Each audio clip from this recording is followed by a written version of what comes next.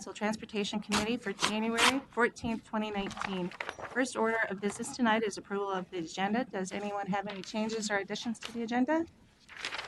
Move the agenda, Chair. Second. All in favor, say aye. Aye. Agenda is approved.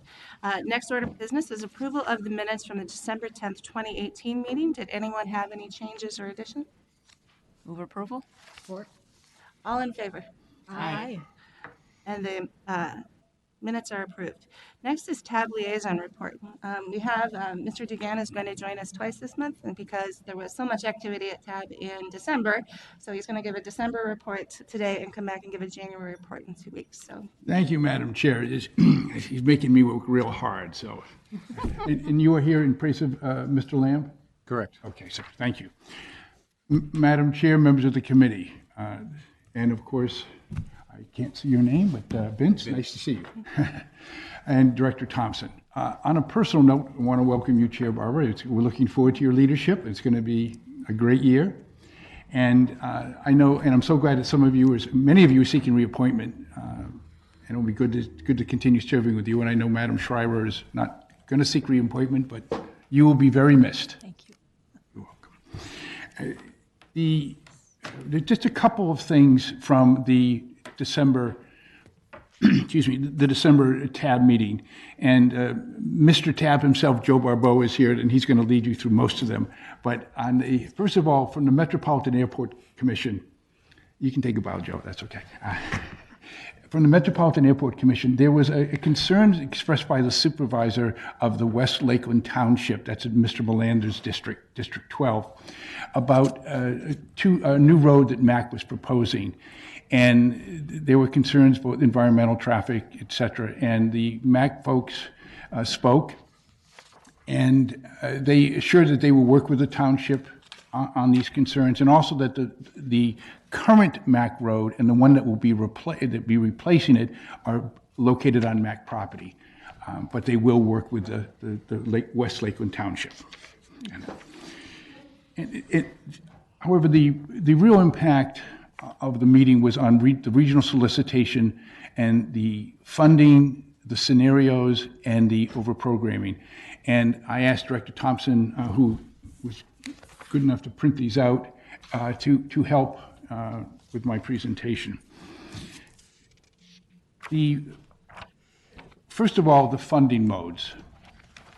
Okay, let me start.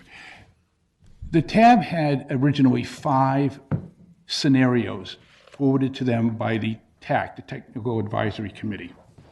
And at the TAC's request, they were reduced to 2, one called Base Plus, the other called Expansion Heavy. And these funding modes were then returned to the TAC for advice on what they thought of them, but also on overprogramming. I took the liberty, along with Director Thompson, of attending the TAC meeting followed by the TAC funding and programming so we could report to you tonight. And so that, Steve Peterson, whose area this is, will be presenting to you on the next Transportation Committee meeting on January 28th. So we'll get a full report then. We'll just do the 20,000-foot view. The Base Plus includes in it $4 million for the Our Car, Our as in H-O-U-R, the Our Car project. And it was made possible by Hennepin County either delaying or withdrawing 2 projects, delaying one, withdrawing another, so that they would free up approximately $4 million for this project. And Chair Callison deserves a lot of credit for forwarding this, and as she said, speaking very regionally, Hennepin County in turn asked for favorable treatment in the future of one of the delayed projects. And although that can't be guaranteed, I'm certain that everyone will look favorably upon it. The Base Plus scenario includes full funding of the MBTA Orange Line connector. And the MBTA pointedly stated that they would not move forward without full funding. So that was taken care of. And it also includes funding for Route 6 on Hennepin County. See, is it route or rut? Okay, so I'm from the East Coast, we would say route. So I can never remember where I am. Okay. Now, on the expansion, is it roof? Okay. On the expansion heavy, I only need 6 more years for my visa. On the expansion heavy project, there is no hour car, but it does fund the Southwest Transit Prime service experience, and in Anoka County, a missing on-ramp to I-35W. Another aspect that came from this is that the $4 million mark almost took on a life of it. The $4 million funding for the hour car, which happens to equal what Xcel Energy is somewhat contributing, although it will be reimbursed by subscribers or customers. It seems to take on a life of its own as an innovation earmark. So you may see that, coming. Those of you who are being reappointed to the council and staying on this committee will likely see it again. And I know you know about overprogramming. Before we get into that, if I could just take a moment to give a kind of a big picture of it. Overprogramming is the mechanism that the TAB has used since 2014 solicitation to prepare itself for a speedy remedy if a project gets almost to the goal line and then drops. It really goes to the applicability of federal funds, not the availability. It does not increase the amount. The amount this year, Director Thompson, I believe, is about $179 million. So the overprogramming would be of that number. It doesn't mean you get that. And what it is a promise. The overprogramming is a promise in advance to a project that you will be funded if someone drops out. The flip side is if no projects drop out, no volunteers are found, then that money comes off the top of the next solicitation. Okay. The overprogramming, again, Mr. Thompson, I believe started with the 2014 FAST Act when there were the necessity to spend money quickly. And then in 2016, it was at 8%. And if money, I say it's a speedy remedy, if for some reason a project drops and we couldn't replace it, the money would be, returned to the federal government or another MPO. This year, TAC recommends a 10.5% overprogramming, which would equate to about $3 to $4 million. Okay. And Director Thompson, may I defer to you and then I'll just finish up with a couple of agency things. Madam Chair and members, so the handout you have here is kind of the list that goes to TAB on Wednesday for the two scenarios that have been brought forward. No recommendation is brought forward between the two scenarios, so they'll be discussing which are the ones to move forward. All the projects that are highlighted in either blue or orange are the ones that would fall within the scenario that is being considered on Wednesday. These include the overprogramming projects. TAB, there's no staff recommendation, so some changes could still be made to these this month's TAB meeting. But it's really, most of the projects are the same between the two scenarios. It's a couple projects that vary between the two, and those are related to a couple of Mr. Dugan mentioned a couple transit projects and highway projects. I think there was a really good discussion in December about, I would say the Base Plus the blue one received a lot of support, the majority of the support.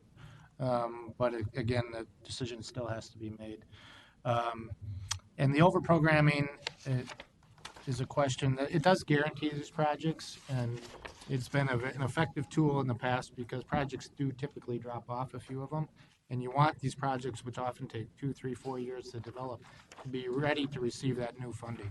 So we do think that some level over programming is prudent. It's just a question of how much the region does now and maybe takes future project decisions away from future boards or TAB. So definitely, this is something we'll bring back to you maybe as a business item for approval of these in the future. But I think we're at two pretty good scenarios that really achieve a good regional balance, fall within our targets for the different modes. Funds, as always important, fund the projects in the order they were scored, not skipping projects for any other reason. So I think there's two good options that are being brought forward to TAB, and kind of before you as some information today. Thank you, Director Thompson. And as I said, Director Thompson and Steve Peterson will be here on July 28th to present more fully. Unless you're going to be on vacation or some warm spot? Okay. All right. And then just three quick items. Agency reports from the PCA, two reports that are annual. The air we breathe and greenhouse gas emissions will be issued in January. And the representative of the PCA reported that transportation is now the single largest source of greenhouse gas emissions. And there will be a VW settlement media event in January. And then from the MAC, new concessions coming and going over the holiday period. They average 40 to 60,000 passengers a day. But I think perhaps more importantly, on their website, you can get TSA wait times. I didn't realize that. So as you drive into the airport, you can get parking availability and TSA website. Nothing but the best for you folks. And better shut up. And lastly, if I may, Madam Chair, I want to really, I hope the public listens. I want to acknowledge your selfless dedication. I was at the groundbreaking for the Southwest Light Rail Station, and I saw all of you there, on your own time,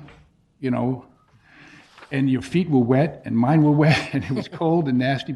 And Member Dorfman, your words were quite touching, and your story were very nice. So thank you all. Very good. Thank you, Mr. DeGan. Does anyone have any questions? Councilmember Munt. Madam Oh, Chair. yes, madam. Thank you, Mr. DeGan and Director Thompson. I had the pleasure of attending the last TAB meeting and Yes. was thoroughly impressed with Chair Hovland and the give and take that resulted in the Base Plus scenario. I'm excited about that and hope that that's the scenario that advances to us. Yes, well, thank you. Thank you, Member.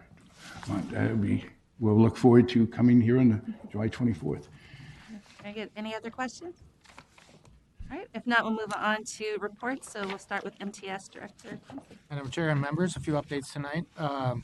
First, I'll start off with a brief update of the outage that we had that had a pretty big effect on Metro Mobility on January 4th. It also affected other services in Metro Transit and services across the council. But I wanted to highlight what happened with Metro Mobility and what's happened since then. So due to this outage within the Minute Service Center for data center, starting at about 10:30 in the morning, we started to lose connection with our Metro Mobility service. Our phone system started to be affected, and our buses out on the system started to be affected. By noon, we had lost all ability to communicate with our customers, with our dispatch centers. Our customers did not have the ability to reach us. Our websites were down. So this is about as severe as impact you can have. We've not had an impact like this before. It was not until 4 o'clock in that afternoon that we started to regain service. It was intermittent, but we were fully back service by 6 o'clock.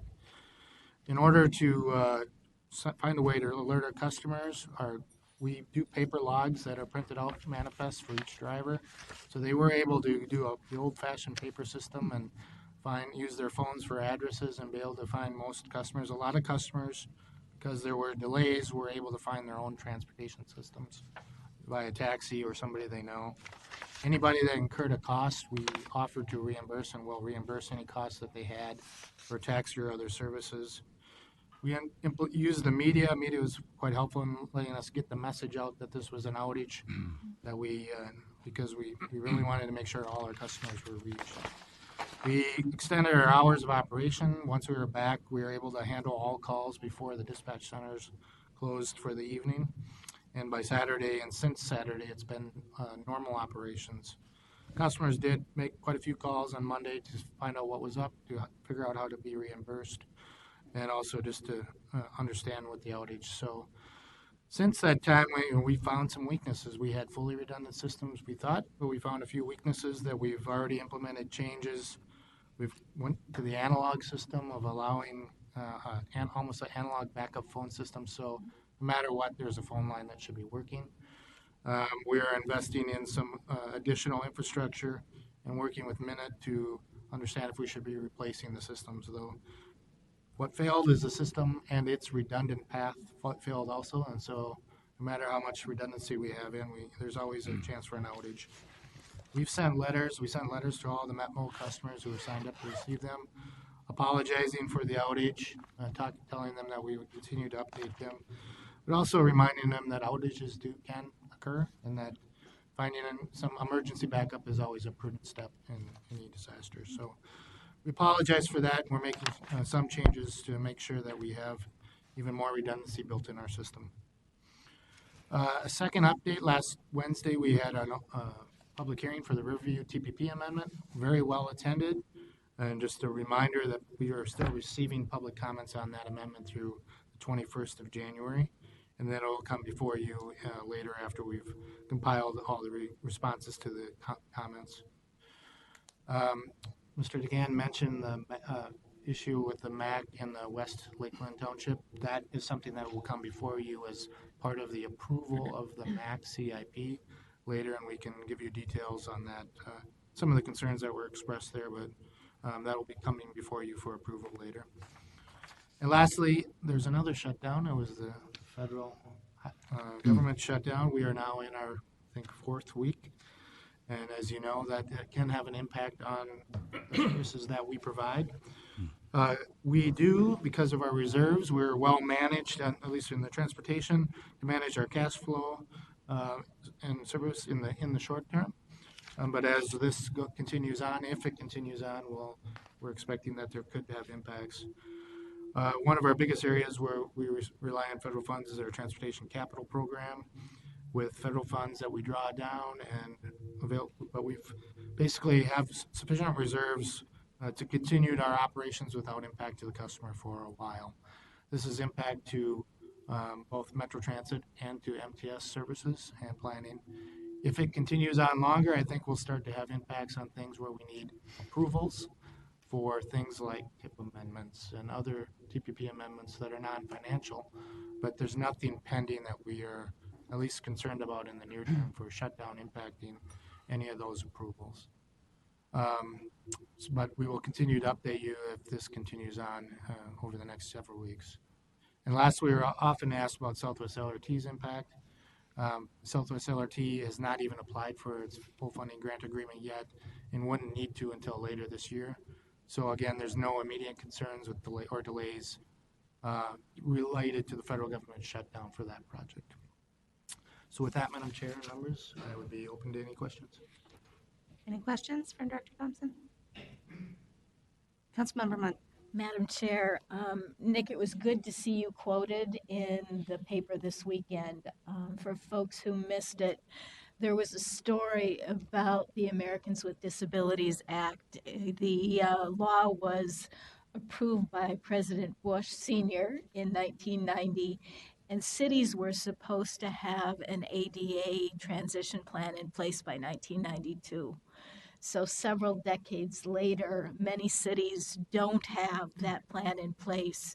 And what I heard you saying to the paper was that cities are not eligible for federal funds from the Met Council unless they have a plan in place or one in progress. So what that means for somebody who wheels instead of walks is that there is a plan to have curb cuts so that your wheelchair can get onto the sidewalk. It means that the slopes are gradual rather than steep. It means that new streetlights will have audio. It means we'd have truncated domes so that somebody who is blind has a warning before there's a drop-off. So that's a really big deal because our Equity Advisory Committee and the people who are living with disabilities recognize how inaccessible our region can be. I learned that last summer when I was rolling instead of walking. And I'm really glad to see that that's going to happen. I have two questions, though, Nick.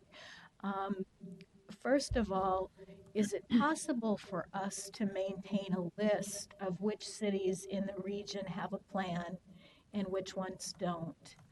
And I want to make sure if the cities aren't eligible for TAB dollars, that they have the resources they need to craft a plan. And I think that that's a service already provided by the League of Cities. So first, Is there a list? Yep. Secondly, can we provide folks who aren't eligible for TAB dollars with, direct them so that they can develop a plan? Madam Chair, Councilmember Went. First of all, what we're doing with this is that this year's regional solicitation, we said you must commit to be in, either have the plan or be in progress. And if you weren't in progress, then you weren't eligible this time. All those that applied either have a plan or are in progress. The next round, 2 years from now, you have to have a plan. And so as part of that, we started this spring surveying all cities, and it applies to counties, applies to the Met Council too, and getting a status report. And we've got a response from many of those related to whether they have one or are in progress. And I think that survey is something we can definitely do as an update to that. We are not, of course, the enforcer of the plans or the regulator of that, but the region does control these federal funding for that. So that's why it's a step that's made there. And I'm sure on the second part about assistance with that, that was something I could follow up on, but I know there probably is assistance available, or that there's maybe some priority we can make over the next couple of years. And we're, as the council, full into updating our plan too. We've recently hired staff that one of their responsibilities is to really work across the council to develop that, to make sure we too have a really good plan. We know we're in a pretty good place, but I think there's always improvements that we could be made. So I'll follow up on what assistance is available, and that can be part of our communication. We do sit in a good spot to communicate with all our local agencies on behalf of the federal highway or FTA for this too, because those federal agencies want to see these plans too as part of their approvals. So we'll follow up on that. Thank you. And now we'll go to from Vince Pellegrin from Metro Transit. Thank you, Madam Chair, council members. My name is Vince Pellegrin. I'm the Chief Operating Officer at Metro Transit, responsible for the light rail, the bus system, and the North Star trains.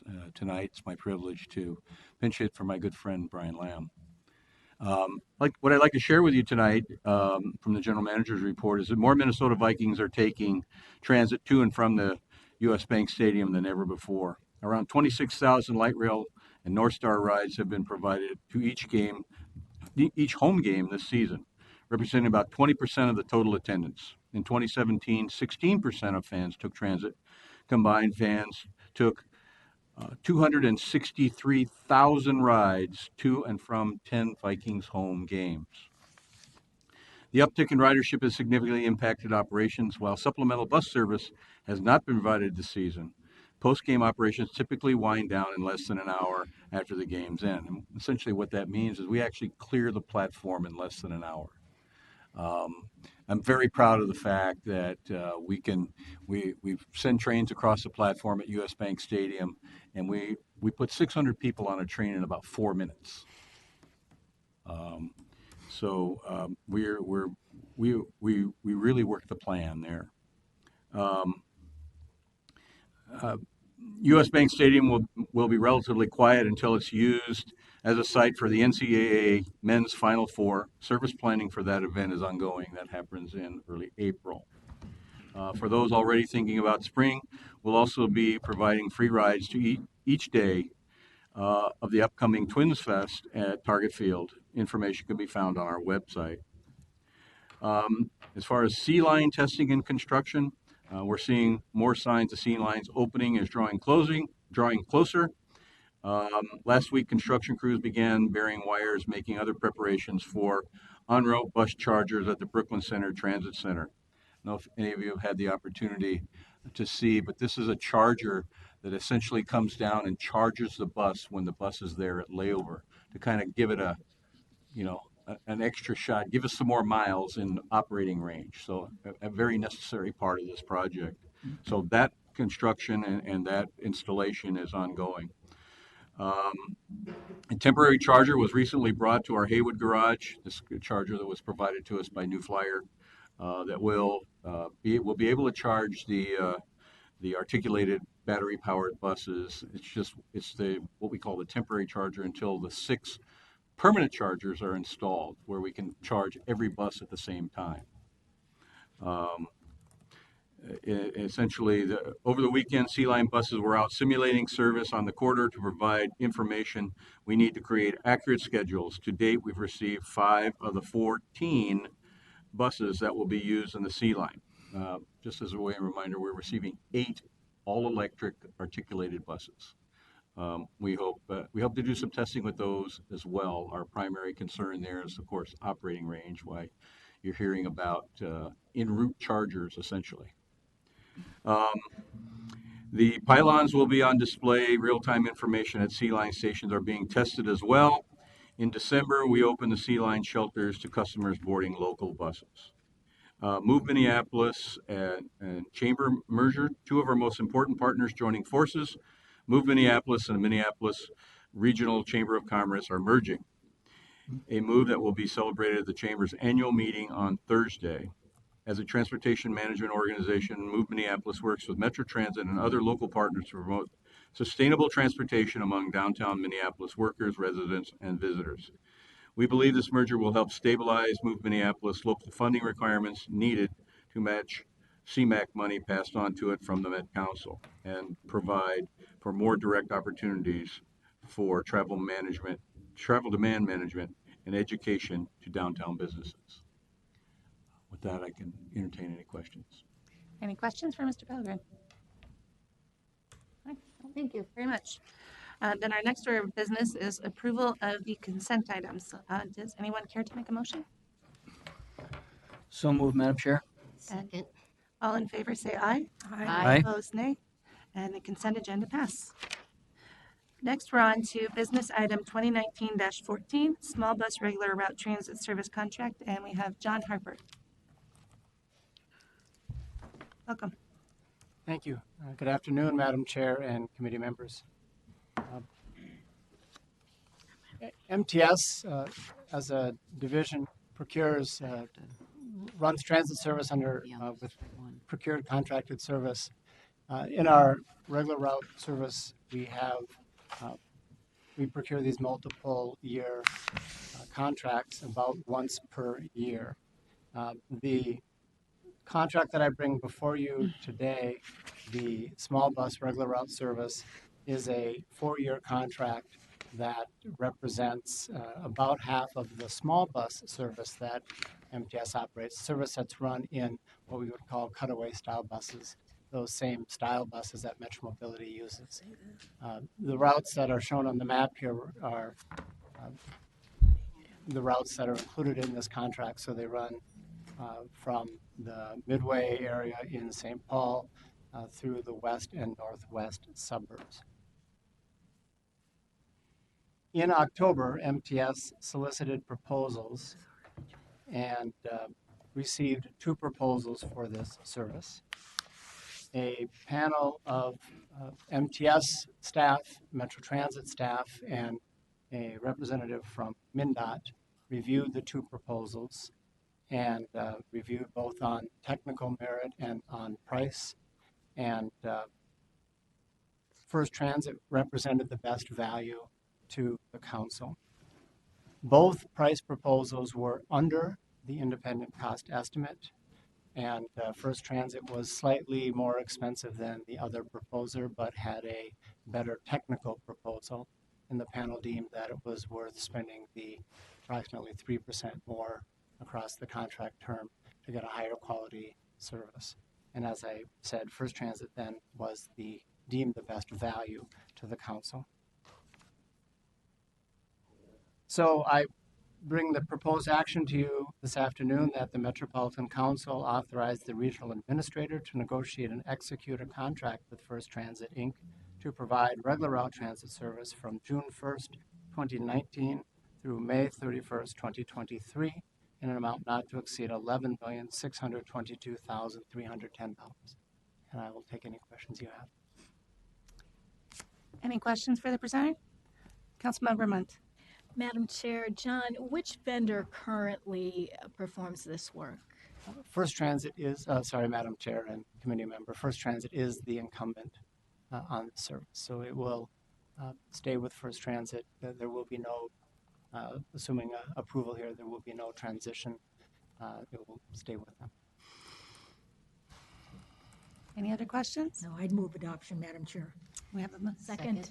all in favor, say aye. Aye. Opposed, nay. Motion passes. Thank you, Mr. Harper. Next on the agenda is item 2019-2, addendum to the D-Line Station Plan for Chicago and 48th Street. And we have Katie Roth and Charles Carson. Welcome. Thank you, Madam Chair. Charles Carlson, Director of BRT Projects. I'll introduce Katie Roth, who will present the item. All right, good afternoon, Chair and committee members. Katie Roth, Manager of Arterial BRT. The action that I am bringing to the committee today is that the Metropolitan Council approve an addendum to the D-Line Station Plan, confirming the planned location of the Chicago and 48th Street Station. So backing up to July 25th of 2018, when the council approved the final D-Line Station Plan, that action established the 48 stations and 77 individual platforms that make up the D-Line shown here. At that time, the council also directed staff to continue the planning and community engagement work related to the planned station at 48th and Chicago. Following that work and through a future action, the council established that the planned station location would either be confirmed or revised through a future action, which brings us to today.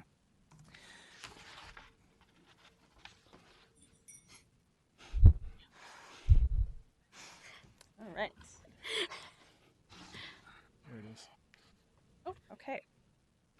It's the fun of going first up here.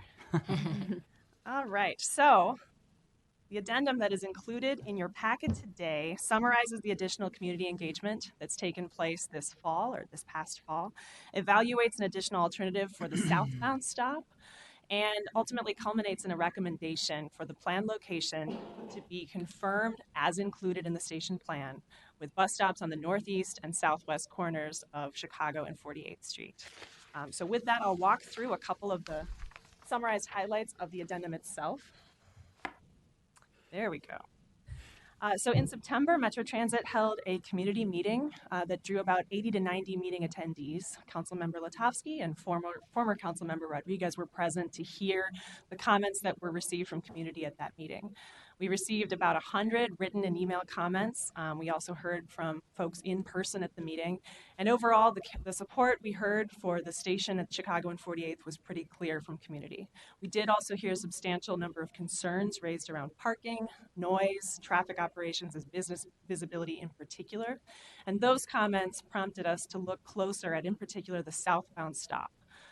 The reason for looking more closely at the southbound stop is because of the two stops planned for this location, the northbound stop is planned to be in the same location as it is today. So that's shown on this graphic here. The northbound stop is closer to the bottom of the page, and the southbound stop, shown on the southwest corner of 48th and Chicago, represents a move from where the stop is today.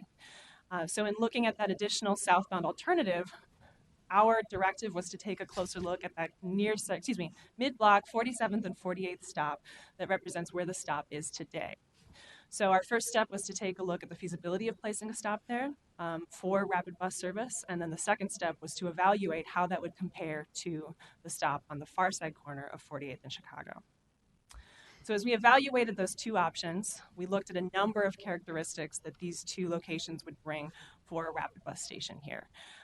We compared the baseline option from the station plan, that far side 48th, to the alternate option, mid-block 47th and 48th. And what's shown here is a summary of those results. So as we looked at safe pedestrian crossings, the ability for customers to cross at a crosswalk, for pedestrian access in terms of how folks get to the station, how many driveways you'd need to cross to access that, how the bus stop would interact with traffic operations, convenient proximity to destinations, and meeting the guidelines for station spacing that call for stations to be every quarter to half mile apart. On all of those factors, we saw that the baseline option included in the station plan performed more favorably than the alternate option that was explored. We also took a closer look at those specific concerns that were identified by the station neighbors, and of these, building visibility and on-street parking, those are the areas where potentially a mid-block 47th, 48th Street station would perform more favorably. However, in terms of the others, noise, construction impacts, and the way that buses and bikes would interact at this intersection, those were found to be either pretty equal between the two or favorable for the original option, far side 48th.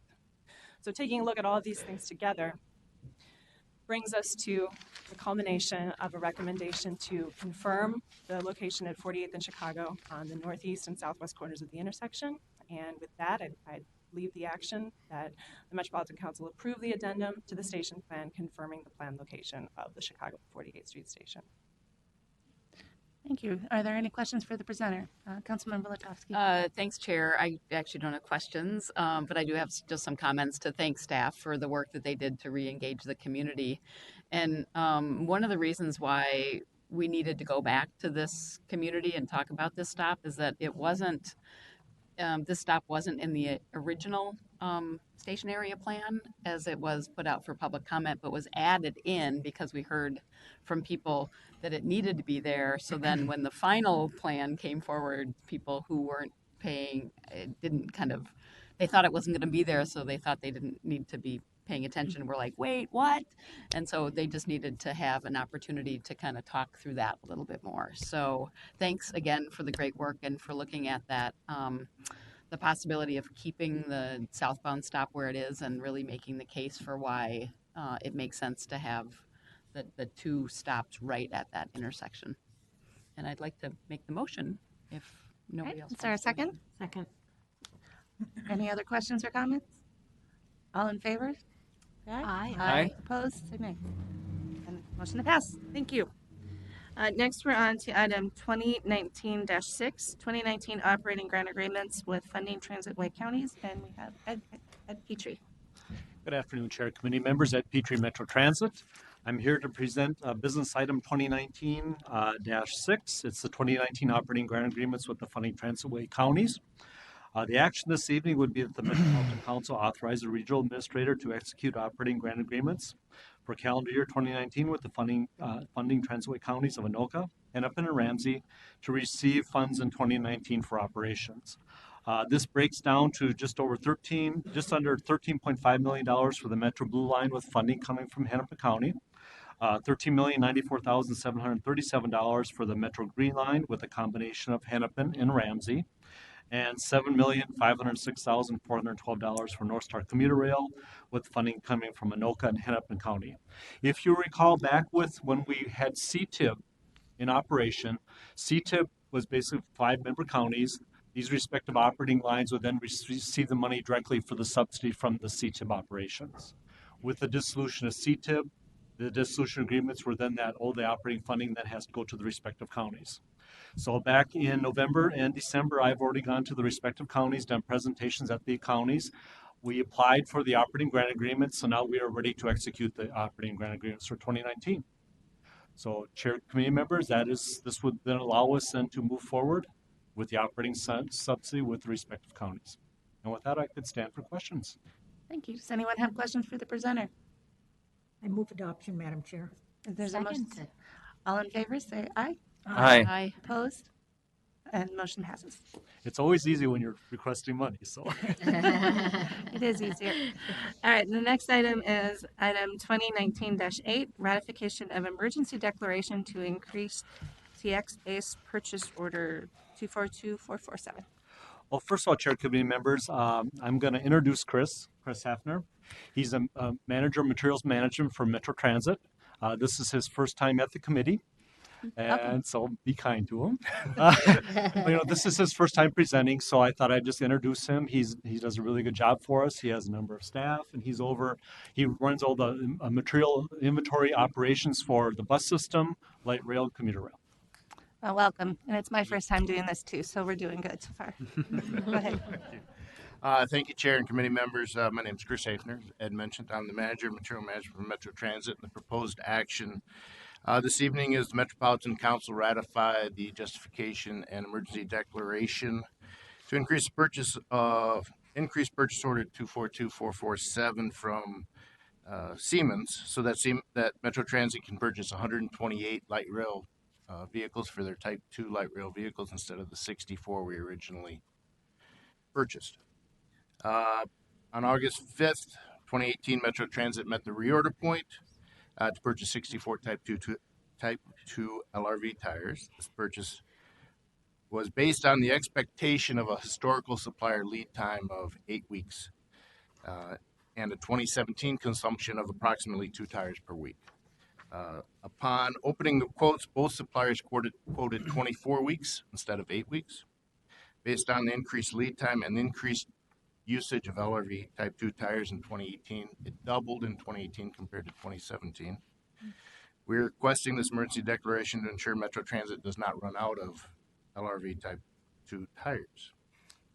The Metropolitan Council Procurement Department suggested Metro Transit request an emergency declaration to double the purchase of the tires.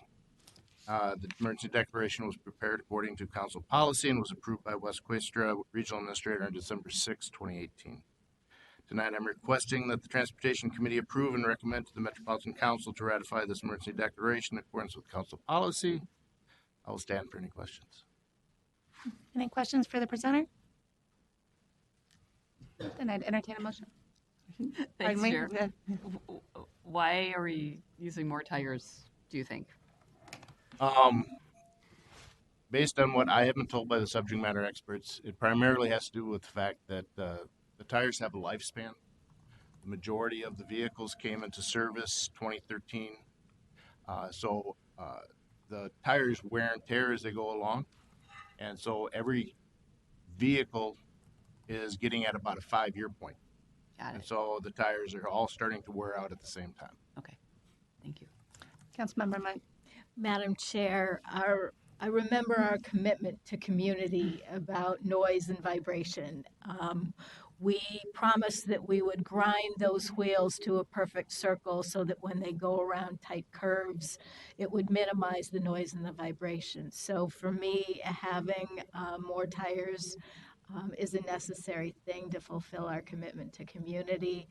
And I don't want to see light rail vehicles parked because we've got an insufficient number of tires. So I would move the business item. All right, we have a motion. Is there a second? Second. All right, any further discussion? All in favor, say aye. Aye. Opposed, nay, and the motion passes. Next, we are on to item 2019-7, which is also related to Type 2 light rail vehicle 296 tires. Mr. Hafner. Thank you again, Chair and committee members. The proposed action this evening is that the Metropolitan Council authorize the purchase of 296 Type 2 LRV tires from Siemens at a cost of approximately $699,000. As I mentioned in my previous business item, the usage of tires has doubled in 2018, and we project that to continue on the same trend throughout 2019. With these new parameters, Metro Transit, and of course, the tripling of the lead time from the manufacturer. With these new parameters, Metro Transit Material Management used our forecasting software to determine a new reorder point and minimum order quantity. The forecasting software suggested a couple of forecasts, and due to the cruciality of the part, Material Management chose the more liberal forecast of ordering 7 months supply or 112 tires whenever we ended up with 8.5 months supply on hand. Due to the timing of the requisition generation and the issuing of tires to maintenance work orders, Metro Transit's Enterprise Resource Program created 2 separate requisitions over a 10-day period. Material Management and Procurement have combined these 2 requisitions into 1 purchase order of 296 tires. Through the competitive procurement process, Siemens was determined to be the lowest responsible bidder. The cost of the purchase is about $699,000. I'm requesting that the Transportation Committee approve and recommend to the Metropolitan Council to authorize the purchase of the 296 tires from Siemens at a cost of $699,000. I will stand for any questions. Any questions from committee member? If not, I'd entertain a motion to approve. Madam Chair, move approval. Second. Is there any other discussion? All those in favor, say aye. Aye. Opposed, nay. Motion passes. Thank you. Thank you. All right, before we move on to information, we need to decide what goes on consent. I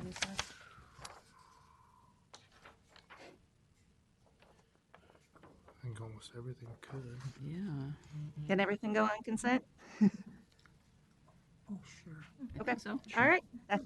That makes my first job at council easy. So far, really so good. All right. Let's give you the tires. We're going to move on to information items. All right, our first information item is development trends along transit. And we have Michael Grief here to present. And Lucy. Oh, welcome to the committee. Good afternoon, Chair and Council members. I'm Lucy Galbraith, the Director of Transit-Oriented Development. And since this is Michael Greif's first appearance before the Council, I thought I would introduce him.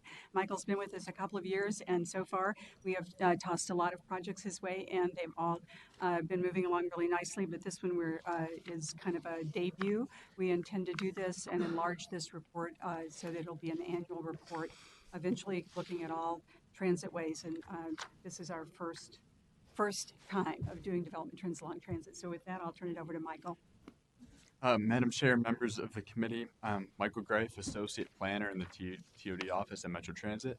I'm here to talk to you today about the development trends along transit study, which we recently completed. As Lucy said, this is hopefully the first in an annual report looking at the amount of development occurring along high-frequency transit ways in the region.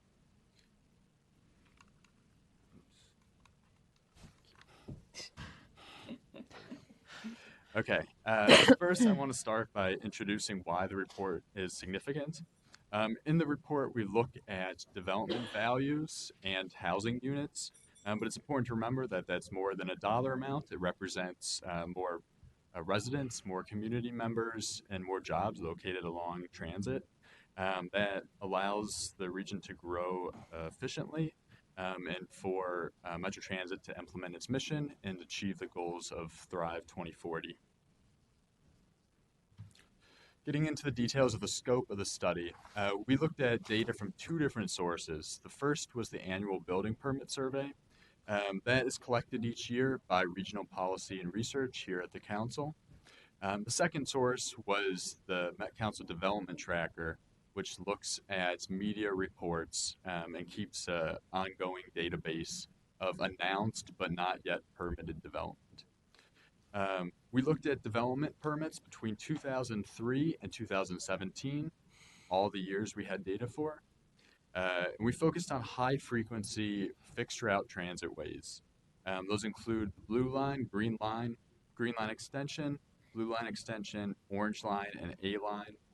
We also looked at downtown Minneapolis as a separate transit way for the 5 stations where both Green Line and Blue Line trains share an alignment. North Star and Red Line were not included in the study because they don't meet Metro Transit's definition of high-frequency service. Before I go on, I also want to mention how this study is different from previous reports put out by the Council. The primary difference is we looked at permitted data as opposed to just the announced data. We actually looked at both permitted and announced. We also looked at BRT in addition to LRT. So that's the primary differences between this study and some of the figures that have been put out previously. This is a map of the transit ways that were included in the study. You can see the 4 LRT lines and 2 BRT lines. We focused on half-mile station areas for each of those. So with that, I'll jump into the permitted data. The first category we looked at was multifamily residential. These are residential permits of more than 5 units. We had data between 2009 and 2017. So on this map, you see all multifamily permits between those years. You can see large concentrations in downtown Minneapolis, downtown St. Paul, and near the University of Minnesota. You also may notice, if you look very closely, that there's a few developments inside the station areas that are not highlighted. That's because those developments occurred before the cutoff year for that particular transit way. For LRT, they occurred before project development began, and for the BRT lines, they occurred before construction of that alignment. We also looked at development over time and by transitway. So on this graph, you can see that there was a total of 1,500 units permitted between 2009 and 2017. You also notice a general upward trend coming out of the recession. If you break down where the development is occurring, a lot of it is along the Green Line with over 6,000 new units. Downtown Minneapolis was not far behind that with over 5,000 units. One thing we were interested in was the percentage of regional development occurring in these areas. And what we found in the case of multifamily is that 30% of regional multifamily development is occurring in the transitway station areas, which I should say make up only 2% of the region's land. So that's about a third of multifamily development occurring on a very tiny portion of the region. I'll move on to commercial development, which includes office, retail, hotel, restaurants, and other business uses. It's a similar story here to multifamily. You can see large concentrations in Minneapolis, St. Paul, along the Green Line, and near the Mall of America in Bloomington's South Loop area. As with multifamily residential, you can see a clear upward trend over time. We found a total of $3.7 billion in permitted development value between 2003 and 2017. And as with multifamily residential, that's about a third of the regional development total occurring on just 2% of the land. The final category of development we looked at was public and institutional development, which is government offices, hospitals, parks, schools, and religious buildings. I should say that we excluded transportation projects, so the light rail does not count as development along light rail. We also excluded development at MSP International Airport. There was a total of $850 million in public and institutional development permitted since 2003. And despite the fact that that's a little bit lower than commercial or multifamily residential, it's still 16% of the regional public and institutional development occurring in the transit station areas. So that covers what has already been permitted. We also took a look at what has been announced in the media but not yet permitted to see what we can expect in the next few years. And just a reminder, this is a fundamentally different source of data. It's a different database, but it's still worth taking a look at. So this first graph shows a breakdown of transitway where multifamily units have been announced but not yet permitted. In total, there's 15,000 multifamily units included in the database, and you can see a large number of those are along the existing LRT lines as well as Southwest. And I should mention that these announcements were all between the years 2016 and 2018, so fairly recent announcements. This graph shows planned development by value. So here you can see $5 billion in planned development value, 45% of which, 45% of the planned development in the entire database is within the high-frequency transitways included in the study. So that's even higher than the third of development that was in the permitted, which is an encouraging trend. So to summarize the 2018 development trends along transit study, we found $3.7 billion in commercial development value, $850 million in public and institutional development value, and $5 billion in planned development value.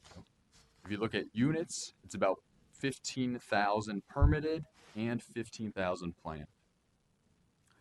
So one final point, Lucy mentioned we want this to become an annual report that we update each year.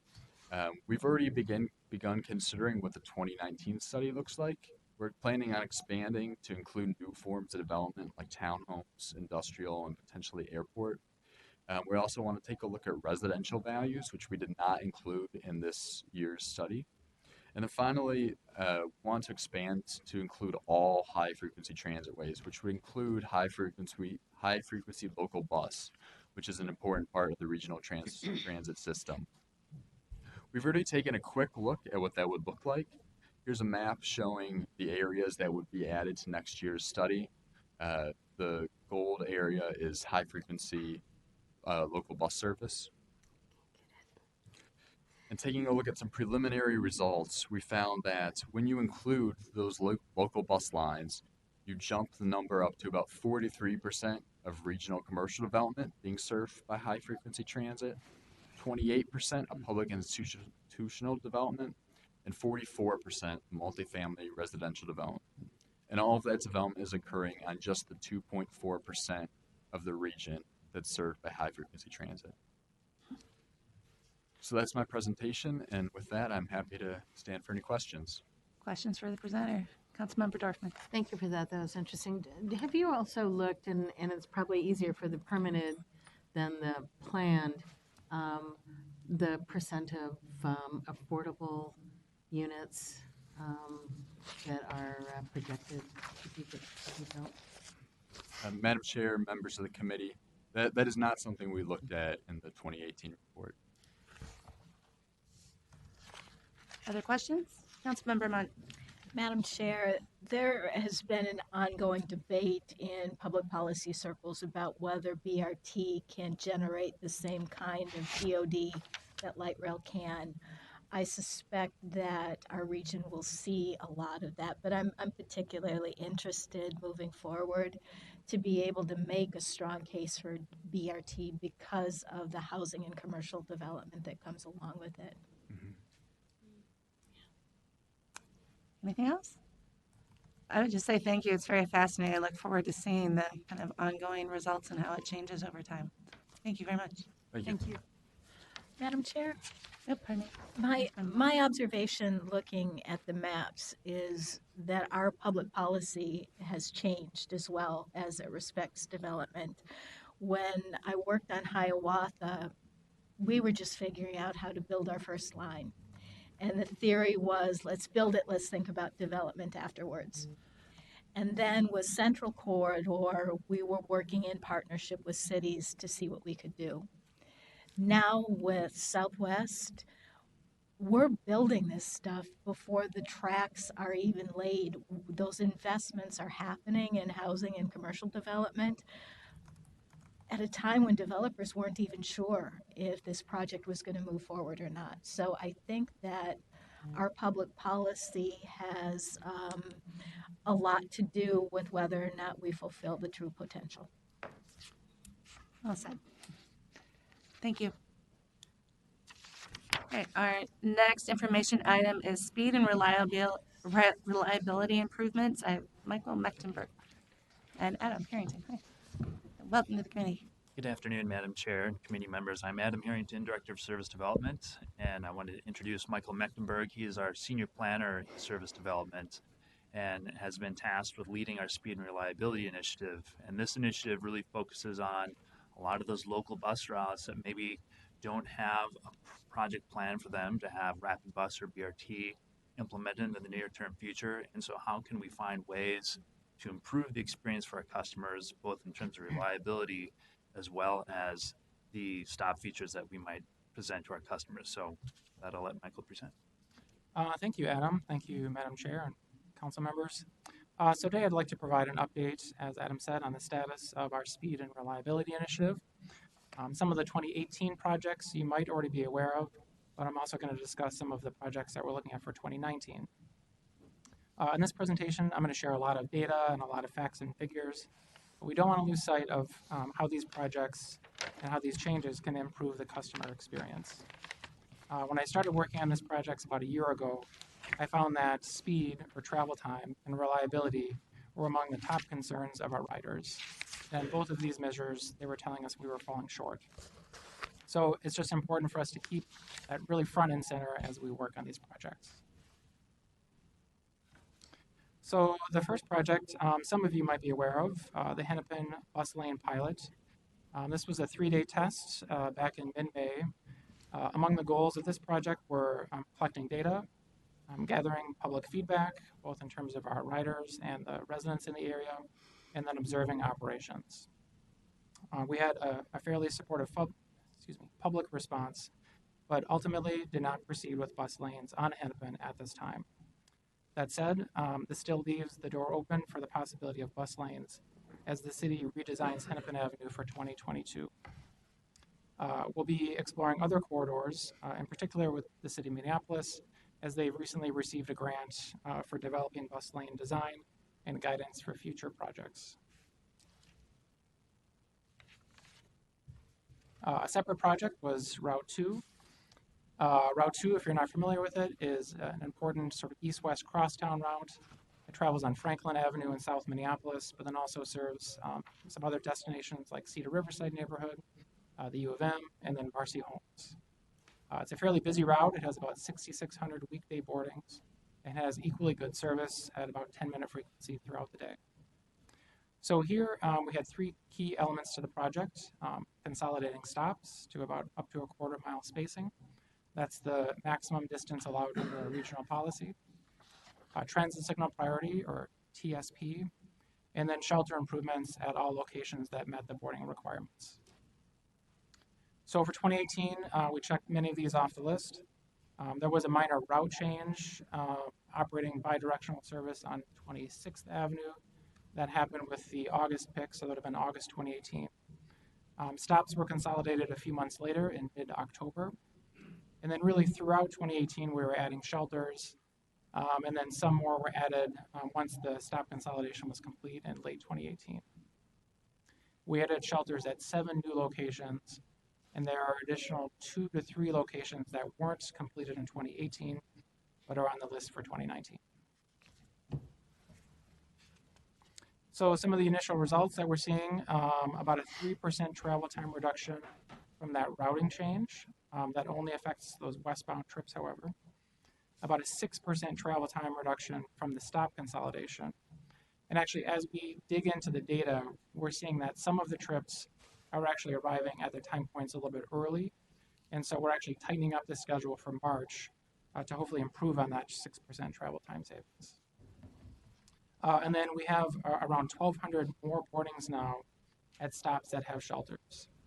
So we're able to get shelters installed at 2 sort of key intersections at Nicollet Avenue and then Chicago Avenue, which brings the total for Route 2 up to 88% of all route boardings at a stop with a shelter.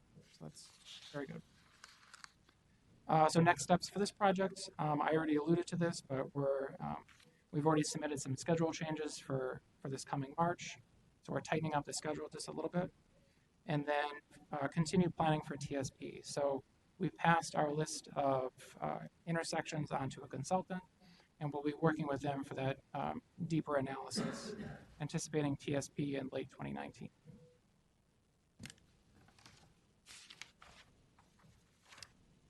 So these 2018 projects really benefited from our partnership with strategic initiatives.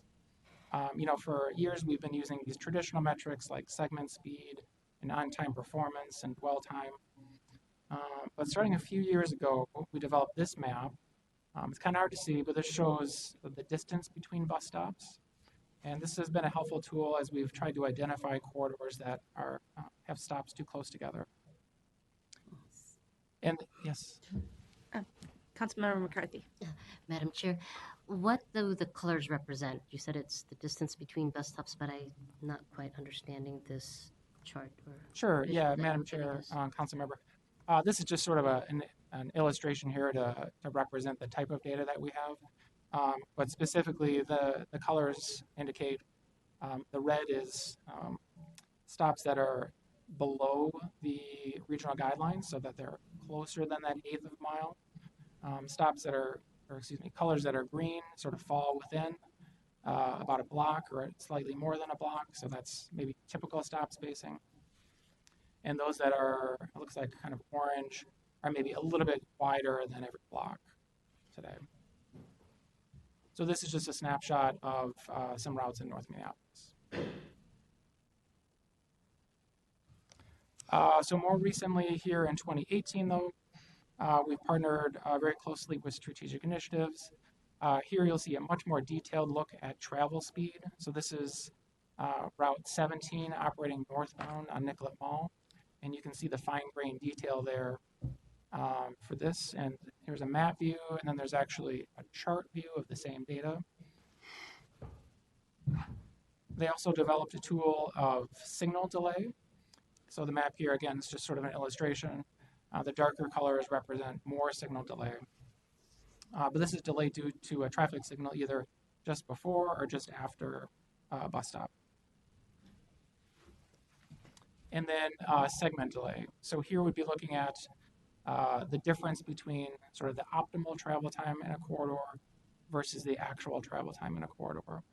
And importantly, for both signal and passenger delay, we're now incorporating passenger volumes into that because we know these delays don't just affect our buses, they're really affecting the riders on our buses. And so as an example, if a bus is a minute late, but it has 30 people on it, that's actually a 30 minutes of passenger delay. So it's just a better way of us kind of incorporating that rider experience into the equation. So using that data, we've started to put together this map of future projects. This is still a draft, and we'll be refining that here over the next couple of months. But we're finding that these projects are falling sort of into two buckets. We have these route level projects, so that the more comprehensive changes on a route. Route 2 is our 2018 project. Looking ahead, we'll be working on Route 63, so I'll talk about that a little bit more in a minute. And then beyond that, some other ones, just possibilities here, Route 4 or Route 17. I think, beyond this year, some of our recommendations might be informed by the BRT office's update of their rapid bus study. So they're planning that for later this year. And then the other bucket of projects are these corridor level type. So this is a little bit more narrowly focused, looking at more specifically things like TSP, stop spacing, bus lanes, or other transit advantages. So Hennepin Avenue was our 2018 project. Nicollet Mall is going to be our 2019 project, which I'll talk about in a minute. And then I've also added on here, we recently extended Route 54 from downtown St. Paul to Maplewood Mall. So that is currently being considered for TSP improvements. So quickly here, Route 63, this is our next route level project. Description of Route 63 is a east-west crosstown in St. Paul. Travels on Grand Avenue, goes through downtown, and then 3rd Street East as you get east of downtown. Several key connections. It connects with the Metro Green Line, serves several colleges just off of Grand Avenue, of course downtown, and then the Sunray Transit Center east of downtown. It has about 4,500 weekday boardings and roughly 20-minute frequency throughout the day. So this is going to be pretty similar to at least the concept of the work we did on Route 2. So we'll be looking at stop consolidation, ADA improvements, shelters, TSP, other transit advantages. Here, of course, we're going to be partnering with St. Paul. And one of the reasons, if you're wondering why 63 was identified, is because we had already received federal funding for service improvements. And so what we're doing is we're timing the stop changes and the shelters and TSP to happen at the same time as the service improvements, so it can all sort of be packaged together in one project. Currently, we're shooting for March of 2020 for implementing this. Next, we'll talk about our Nicollet Mall Working Group. Here the goal is to improve really the flow of buses on Nicollet Mall. The goal is not to make them go fast, but I do believe that there's some room to be faster while still operating safely. This is a pedestrian mall after all, but there are around 10,000 weekday boardings on Nicollet Mall, so it's really one of the key transit corridors in the region. And with this volume of riders, you're again thinking about it from a passenger delay perspective. Every minute or two that we could save across these trips is hours or potentially hundreds of hours of passenger delay that we could save. So here we'll be exploring signal timing or changes to the signal phasing on the mall, and then other strategies to improve the boarding process. With this project, we'll be partnering with the city of Minneapolis. So finally, just looking ahead to the rest of 2019, we'll continue to work with strategic initiatives on our data tools. We'll deepen our partnerships with city staff. So Minneapolis and then now St. Paul. We'll build on some of the lessons learned from our 2018 projects, primarily to give ourselves more time for that public outreach and engagement. And then we'll also work to refine and prioritize that list of future projects. In terms of timelines, we anticipate at least 2 phases of public outreach for the 63. First here in the spring, and then once again later in the fall, once we have some draft recommendations for riders to respond to. Again, for that project, the goal for implementing it would be March of 2020. So for Nicollet Mall, I think the timeline is a little bit less clear. We are just starting this process. We just met with city staff for the first time last week. It was a good discussion, but I feel it's a little premature to set out a timeline. That being said, this is a very much a front burner project for me in 2019. So we hope to see some changes yet in 2019. And with that, I'll be happy to answer any questions. Councilmember McCarthy. Thank you, Madam Chair. In regards to page 4, under the initial results, you had mentioned there's 1,200 more boardings at sheltered stops. And can you clarify, is it 1,200 more because there's sheltered stops, or you just noticed that there's 1,200 at sheltered stops? That's a good question, Madam Chair, Council Member. There's a net change of 1,200 riders that are now boarding at a shelter location. So we added, like I said, 7 shelters, and so through a process of adding new shelters and then consolidating stops, so we're directing more of our riders to those remaining stops that have shelters. There's been a change of around 1,200. And again, 2 of the stops, the Nicollet Avenue in Chicago, make up about 700 of those 1,200. Okay. Any other questions? Councilmember Dorfman. Madam Chair, you've probably already done this. As you develop the Nicollet Mall Working Group and work with the city, encourage you to work with the Downtown Business Council as well. Councilmember Munt. Madam Chair, Michael, related to Marie's question, when we add shelters and direct people to the sheltered stop versus every bus stop, does that increase speed? Madam Chair, Council Member, certainly the stop consolidation itself has increased speed. So as you're thinning out sort of those those lower volume stops, you're stopping more frequently, but at the higher boarding locations. So it's sort of, similar to light rail and to BRT, maybe at a smaller scale, but you're making fewer stops and more people are getting on in each of those locations. Councilmember Munt. Madam Chair, just a comment. I remember Brian Lamb telling us repeatedly that the way that we increase ridership is to focus on the individual customer's experience. And I'm really impressed with what I'm seeing here. I think that's exactly what you're doing. All right. Any other questions or comments? Thank you very much. Thank you. All right. Our last information item tonight is the public art update with Mark Grunland.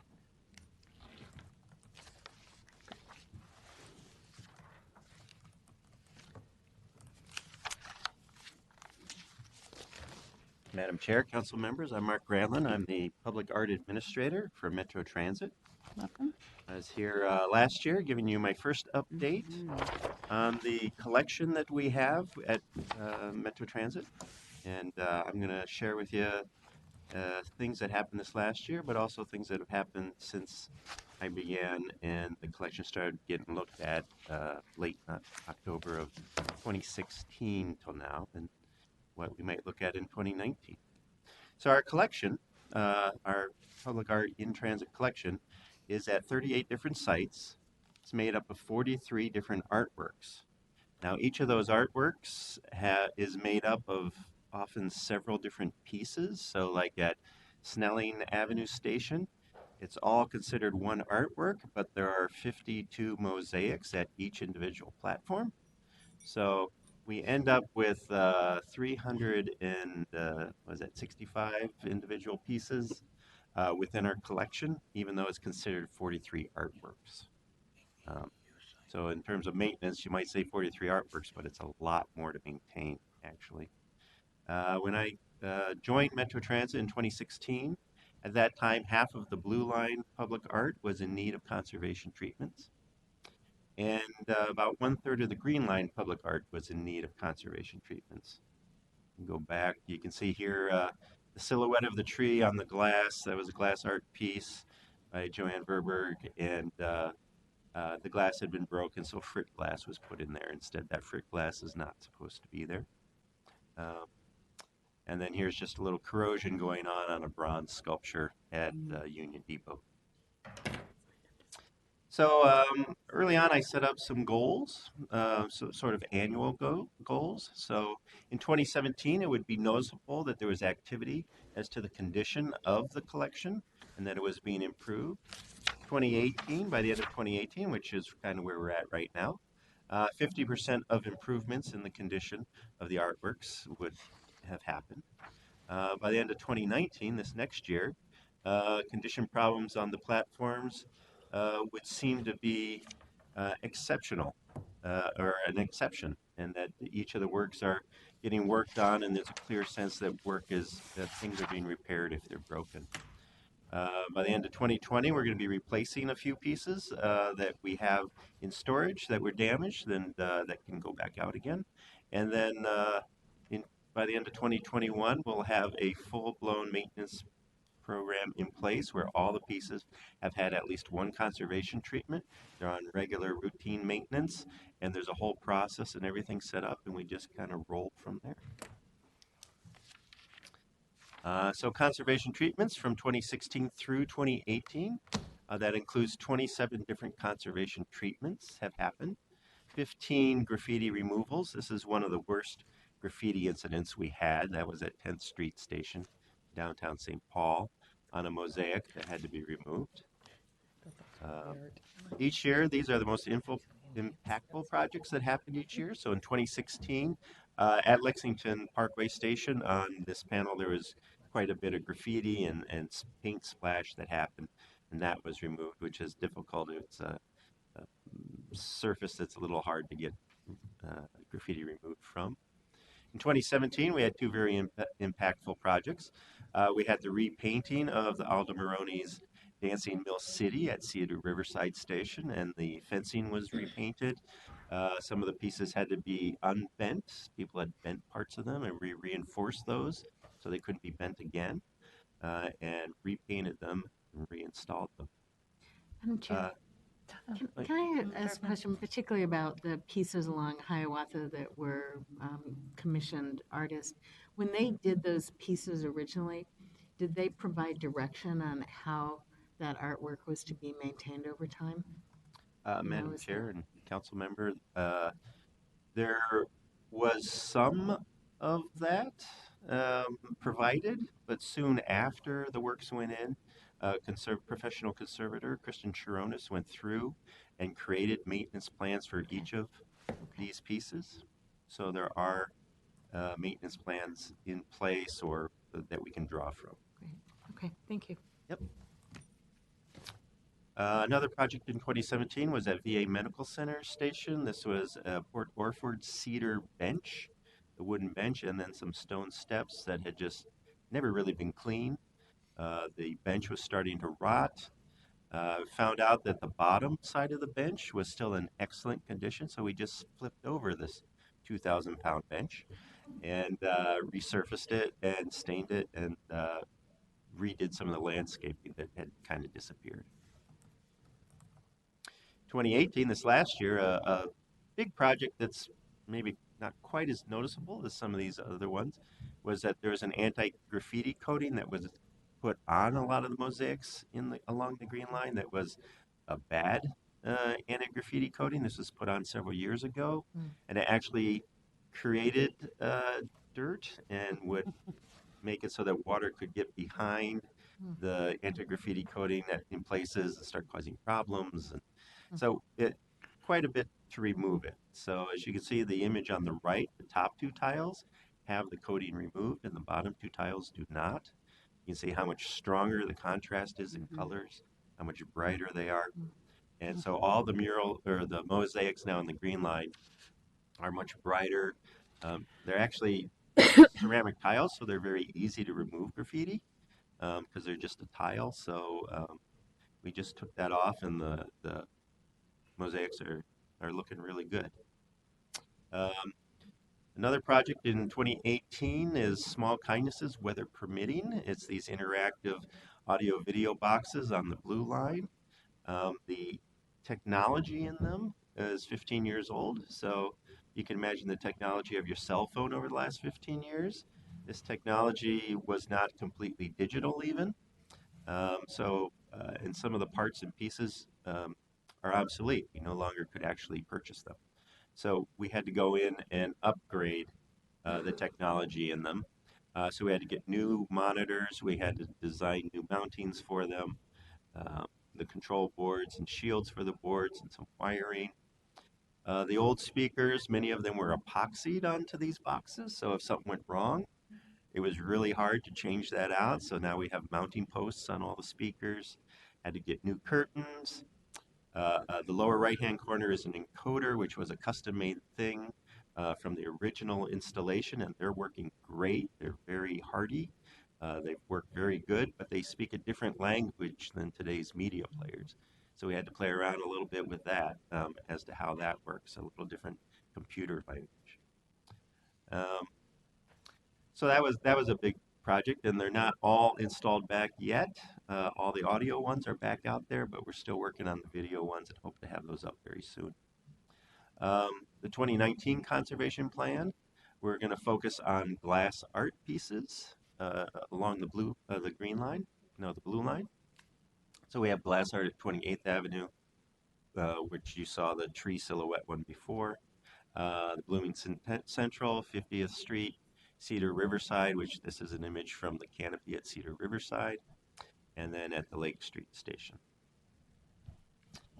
We're also going to touch up the grouting on the mosaics on the Green Line. When they were originally installed, the grouting was not up to snuff, I'll say.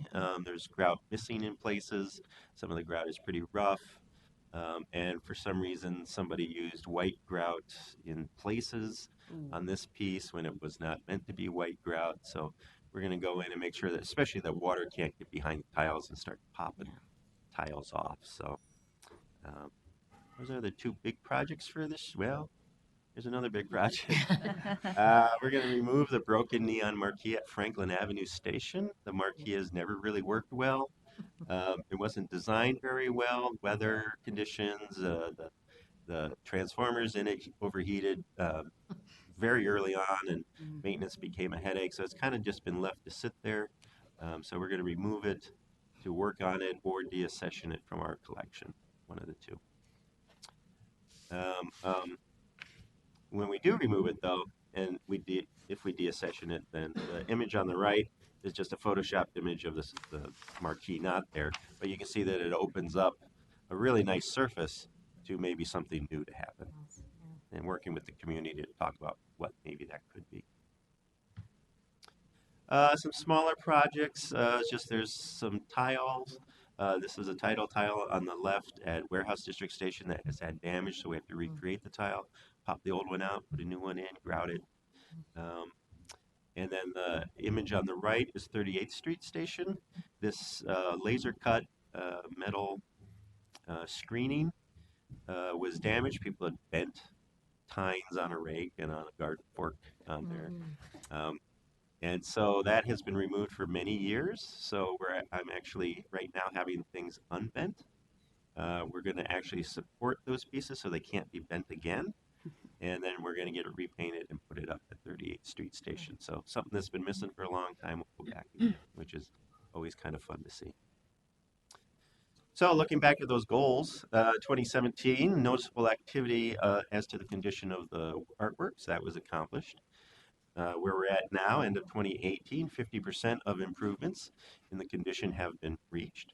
By the end of 2019, once we take care of much of this glass art work, the only noticeable broken or incomplete piece in the collection will be the canopy at Cedar Riverside. And what we're doing this year is having an engineer look at the canopy to figure out why so many of the glass panels are breaking, Maybe it's just not kids throwing rocks. Maybe structurally something's going on that's making it easier for the glass to crack. To determine whether we should put glass back or maybe a different kind of material that wouldn't crack. So we'll have a plan for 2020 to get that done. But otherwise, the collection will be looking very good by the end of this year. And then there's also a program that I've been developing since I got here, not just around maintenance, but around the collection itself. So we've had new web pages that were updated this year. We added 350 photos, as well as more information about the artists and about the artwork itself. And that's all online. We've created guidelines for long-term public art. So this is basically what happened on the blue line and the green line originally. But now that with FTA funding changing and different opportunities arising, creating guidelines that will guide us when we don't just have this big chunk of FTA money for a big new train line. So ways to look at the long-term public art. We've also did a public art collection impact survey, an online survey in 2017, and we're going to repeat that this year and compare the results. And then just finished creating a better bus stops catalog of possibilities for placemaking and community identity at our bus stops. So created this catalog in 2018. Right now we're reviewing it, revising it, and we hope to run some pilot projects in 2019 to test it out and let communities know that they can have impact on their local bus stops. Also, public art, temporary use of property procedures. So we had the long-term guidelines, but also now we have some guidelines and procedures for short-term artworks for people want to put up for anywhere from a weekend to up to a year. And out of this, actually, one that's a little longer than a year is the Lake Street Station butterfly sculpture that in 2018 it was proposed by Lake Street Council, approved by Metro Transit staff, and will be installed in 2019. Couple more things. We just have the upgrade of small kindnesses, weather permitting. I talked about the tech upgrades. We're also looking at maybe changing the content. So the audio and video clips of that piece are based on weather and politeness. So that is the subject matter of all of those audio and video clips. And in the 15 years since that was installed, we weren't talking about climate change when we talked about weather 15 years ago.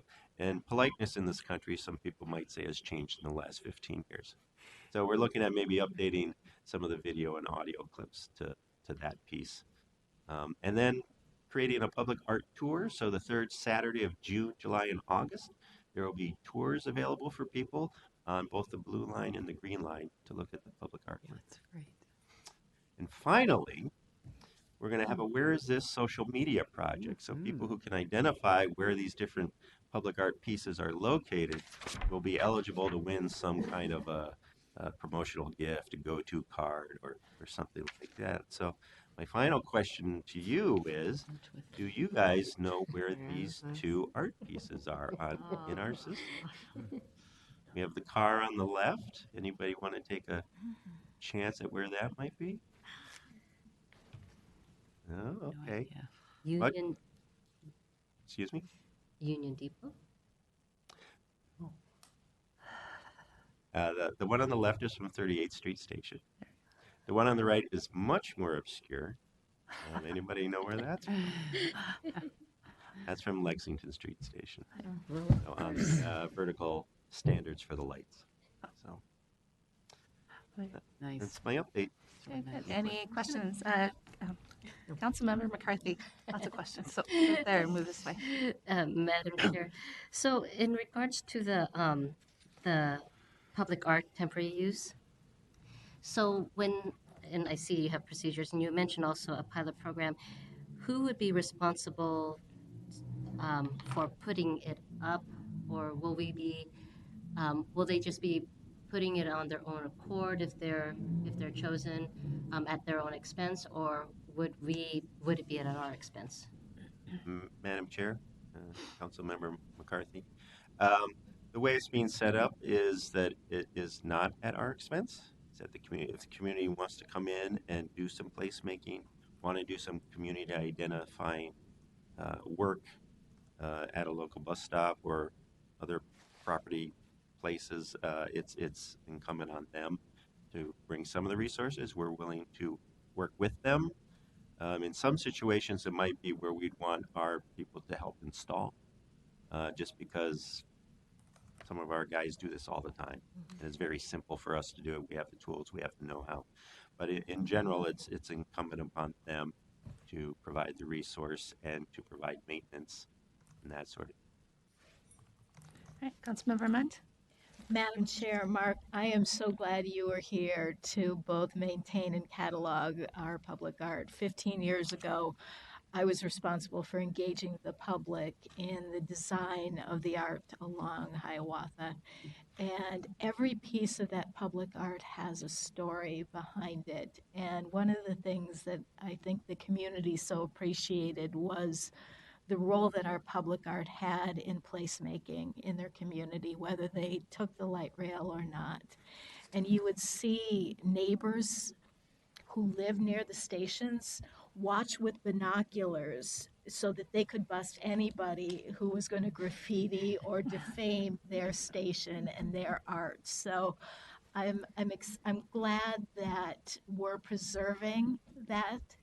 And I'm really glad that we're cataloging it, because I remember when we were doing our public art, we wanted to learn from people who had done it before us. And we've learned so much about what withstands the weather and the test of time. And I hope we can share that knowledge with other people by cataloging what's lasted and what hasn't. All right, Councilmember Schreiber. Yes, thank you, Madam Chair. I have a question on tampering and graffiti and mischief. Do you think that's escalating or diminishing these days? And I know there's normal wear and tear on some of this without any graffiti or mischief, but what is your sense? Are you keeping track of that somehow? Yeah, Madam Chair, Committee Member Schreiber, I am tracking whenever anybody goes out to do graffiti removal on our public art. It seems to, I mean, I've been here a little over 2 years. I can't say whether it's going up or down. To me, it seems more seasonal and cyclical, or it seems like there'll be a period where there's a whole bunch of graffiti, and it's not necessarily the same tagger. It just seems to be active. And there'll be quite a few, and then there'll be several months with nothing. And then there'll be some. So that's sort of what I've seen so far. 2 years is a little quick to say whether overall it's increasing or not. All right. Thank you. Councilmember Dorfman. Thank you, Madam Chair. Thank you for that presentation. I too echo what Councilmember Munt said. I think art is a really important part of our civic infrastructure. Can you give, partly because I missed the last meeting, but can you give an update on where we are with the Places Committee looking at art along Southwest LRT? Have you been involved with that? Madam Chair and Councilmember Dorfman, I have been involved with Places. I think they've actually been ahead of the curve since we've been waiting for the funding to be approved for the Southwest. So they're kind of ready to roll. We're having our next meeting in March, which will be our first meeting since funding was announced. I know that we've identified that there are 2 stations of the stations that they're looking at where artwork can be put on or will be put on property that's not ours and not affected by construction of the light rail line. So we're kind of looking at those 2 sites first. But yeah, this next meeting in March will be the one where we finally hey, we can move forward. That's great. So there'll be a little more info after that. Great, good, thank you. Any other questions or comments? All right, thank you very much. All right, we do have to step back for one item. There was one person here who had signed up to speak on item 2019-7. His name is Ron Kemuller. If you still are interested in speaking, that would be.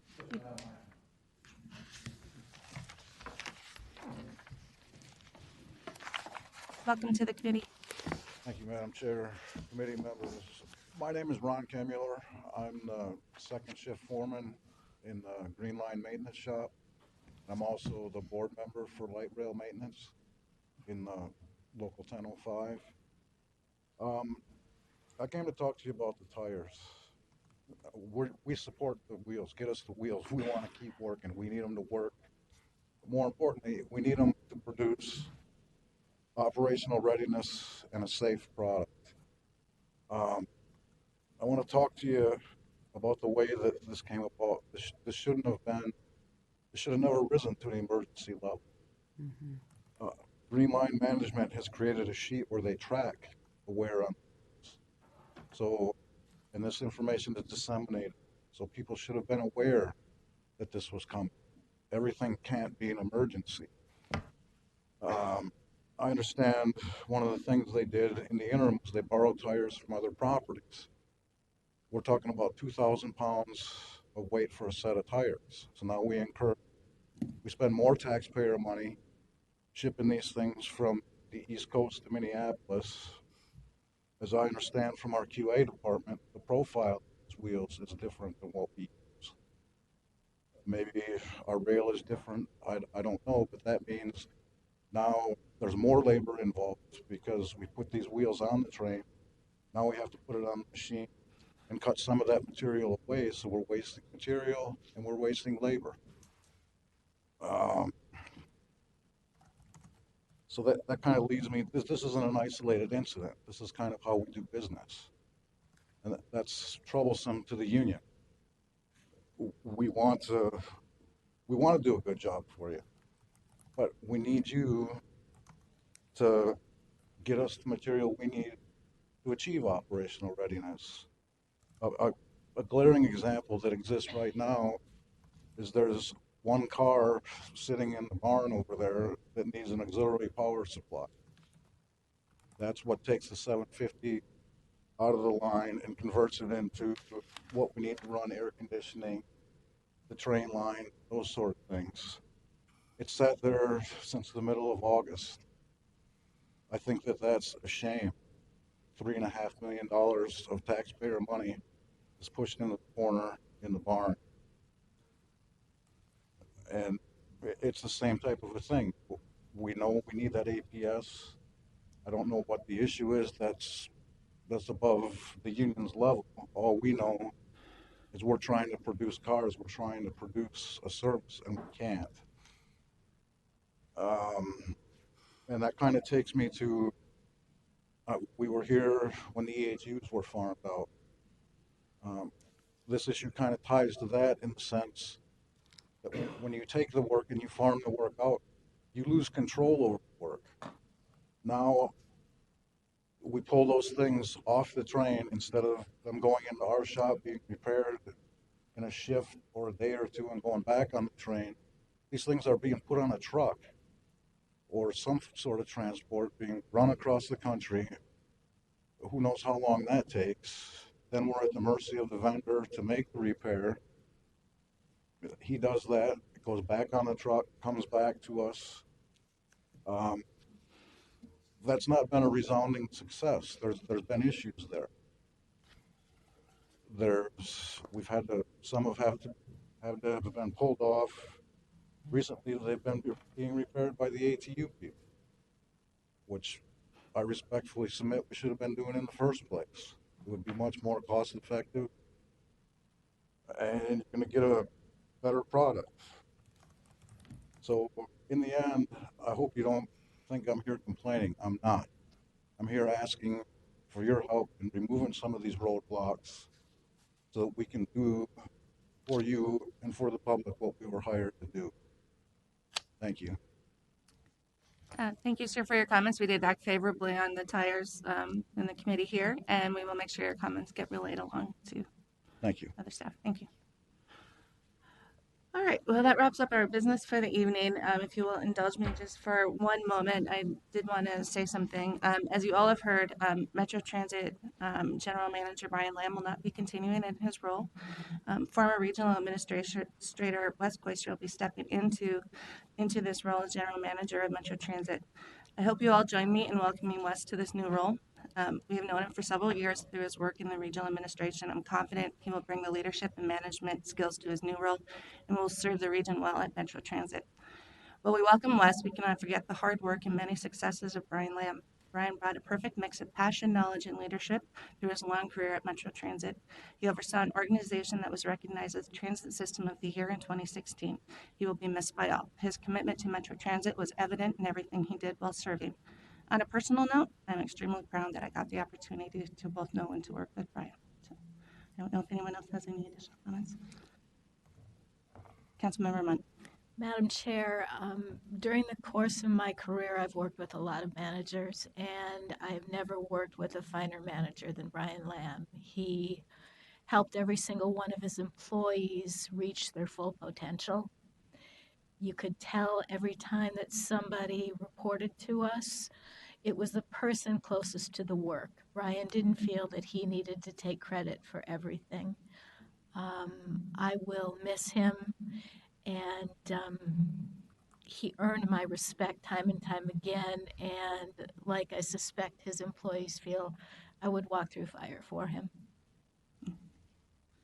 Councilmember Dorfman. Thank you, Madam Chair. I just want to add, I too have known Brian for a long time.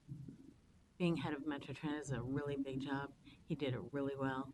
He was respected internally and externally and across the nation for the work he did, and we will miss him here. Councilmember Schreiber. Yeah, thank you, Madam Chair. I echo your comments as well. I go back with Brian on the old North Star days. Kind of a dinosaur there, but he was always available. He attended meetings and responded as quickly as he could on numerous questions and issues. And then I chaired the committee here for a while, and he was always available and was just a delight to work with. I'm really saddened by this. Anyone else? If not, then we're ready to entertain a motion to adjourn. So moved. Is there a second? We're adjourned.